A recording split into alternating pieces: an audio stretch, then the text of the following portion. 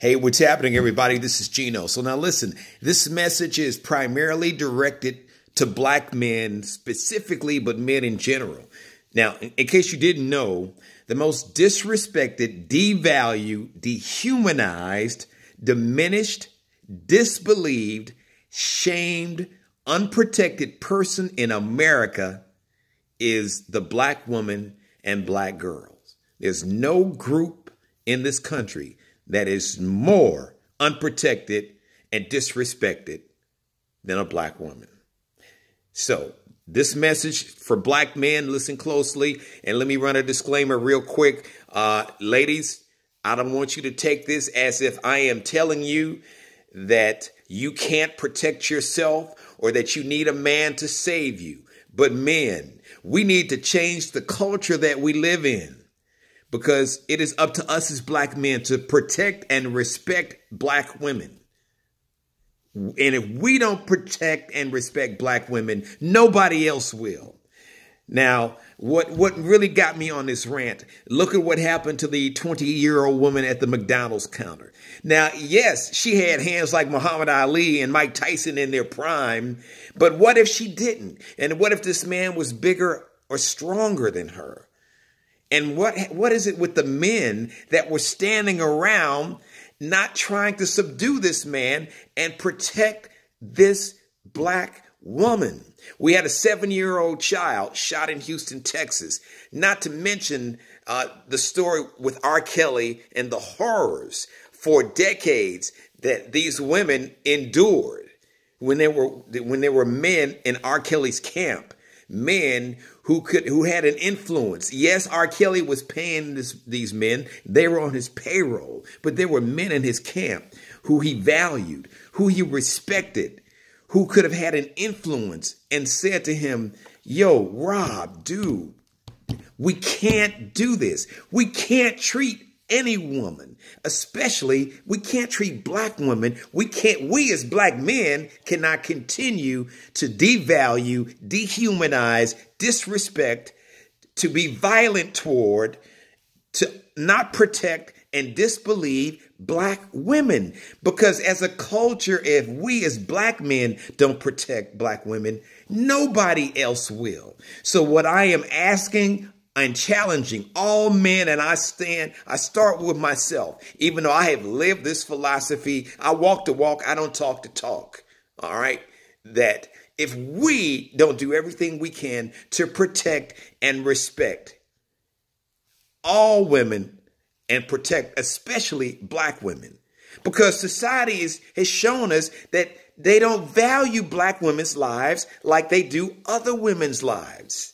So we have to do that. So we as men, we have to change the culture, and we have to check other men. We have to educate them. We have to create a climate in the culture to where if you mistreat, if you disrespect, if you dehumanize, if you are violent toward, if you are a predator toward black women, especially black girls or even black boys, that behavior is unacceptable in our culture and in our community. And we as black men have to hold other black men accountable and let them know there are consequences to be paid. We don't tolerate this behavior. We as black men, yes, black women shouldn't have to feel like they have to defend themselves physically, emotionally, spiritually, or from the verbal assaults and being called bitches and hoes. Men, that is our problem. We have to change the culture. We have to challenge and educate each other and create a brand new reality to where that behavior, that attitude, that ideology is not accepted under any circumstances in our community. And then when we protect black women as black men, other people will be forced to protect them, because they will understand that there will be consequences to their behavior. But we have to start in our community. So with all the talk and the controversy that's coming out of all the revelations with the surviving R. Kelly documentaries, And I commend these women for the courage that they showed to tell these painful stories. And I know they were painful because there are women in my life who were watching these stories and had to stop watching because it brought back painful memories in their lives, in women in my immediate family. So I get it. So I understand that. So I support and salute your courage. But once again, as Black men, we have to protect and respect Black women so they don't have to endure that. So we shouldn't allow another man to do things like that to Black women, because every man, let me say this real quick. Every man has some woman in his life, his mother or his grandmother or his daughter or his niece or goddaughter, or there's some woman in your life that you love so much and that you would protect with your life. So understand, every woman, whether you believe it or not, every woman has someone in her life that feels the same way and is as protective of her as you are about that one or two or a group of women that you love and respect, that you would die for and give your life for. So understand that. So we should protect and respect all women the same way we would protect the one or few women in our lives that we would die for. We should be willing to die and protect for any Black woman that we see, or any woman, period. But especially, we got to start in our community. So let's do that, men. We can change the culture. It's not up to women. Women didn't create this mess. We created it. And not just we as Black men. Patriarchy is global, and I get it. But I can't fix the patriarchy, among the Irish or Italians or Anglos or Asians. But what we can address is the patriarchy and the misogyny and the sexism in our community. We can hold each other accountable first. So let's start with ourselves.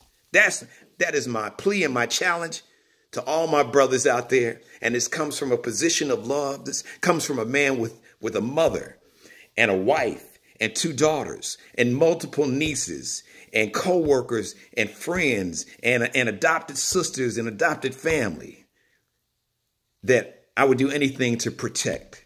And once again, ladies, we're not telling you not to protect yourself. I understand that my millennials and post-millennials, you all have a different attitude, and I love it that you can protect yourself.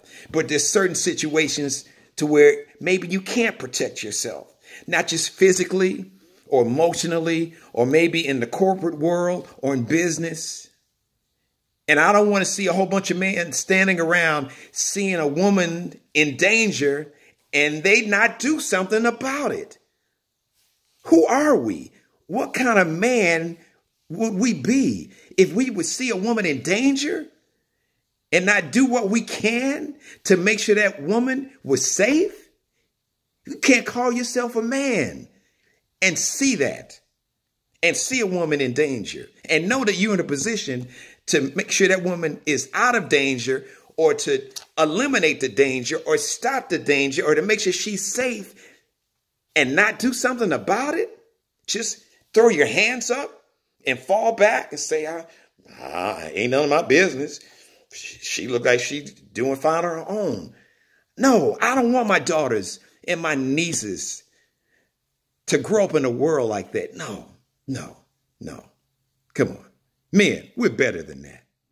All right. And that's the conversation that I really hope that comes out of all the conversations that's going to happen about surviving R. Kelly. Because this condition is bigger than R. Kelly. Because there are men in our families. There are men that we know in the fraternities that we share, that we play basketball with, that we go to church with, that we work with, that we are friends with, family members that we know or have an idea that have predatory or violent behavior but toward women. So men, we can end it. Let's change the culture today, right here, right now. And personally, in ending, got a little long-winded. I just personally want to say that I stand with the Mute R. Kelly movement, and I apologize for publicly not taking this stand sooner. Black women, I hope that you can find it in your heart to accept my tardiness or accept my apology, and please forgive me, I should say, forgive me for my tardiness.